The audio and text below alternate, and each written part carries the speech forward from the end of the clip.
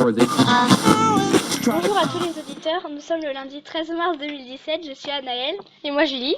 Nous sommes deux reporters pour l'environnement en classe de 4e au collège Pigrelier. Nous allons vous faire écouter notre micro-couloir du collège sur le sujet des énergies de sources éoliennes.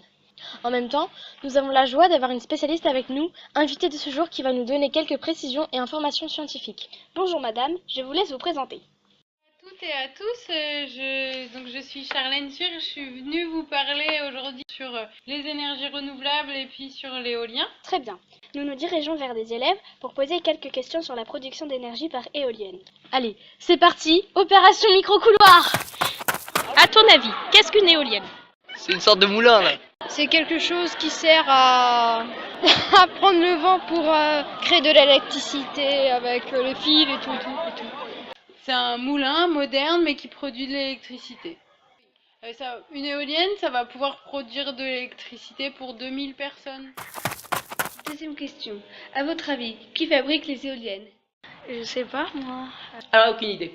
Les fabricants ont leur maison mère en Allemagne, au Danemark ou en Espagne, mais sous-traitent certains composants qui sont fabriqués en France. Par exemple, il y a des pales qui peuvent être fabriquées au Creusot, dans le centre de la France.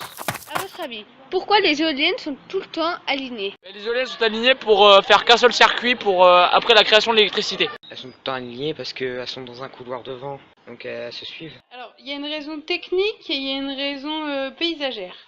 Pour que les éoliennes elles produisent le plus, il faut les mettre en ligne face au vent dominant. Si elles étaient par exemple en quinconce ou elles se gêneraient, c'est-à-dire que derrière l'éolienne, il y a des turbulences qui se créent. Et du coup, le vent, il pourrait venir gêner en fait la prise au vent de celle qui suit.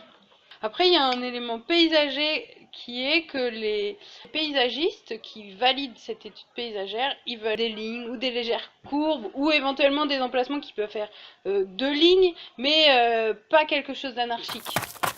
Pour finir notre micro-couloir, quelles sont les éoliennes les plus puissantes à votre avis?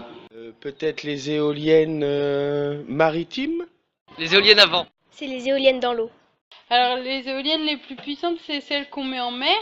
Elles sont plus grandes. Alors, plus les pales sont grandes, plus elles peuvent capter de vent. 7 MW de puissance installée. C'est l'éolienne la plus puissante possible sur Terre. Et bien voilà, vous ne savez pas tout, nous non plus d'ailleurs, mais vous en savez un peu plus. Merci à tous les participants de ce micro-couloir. Merci beaucoup Madame Suir pour votre regard et vos réponses d'expert. À bientôt chers auditeurs. Vous pouvez maintenant éteindre votre radio.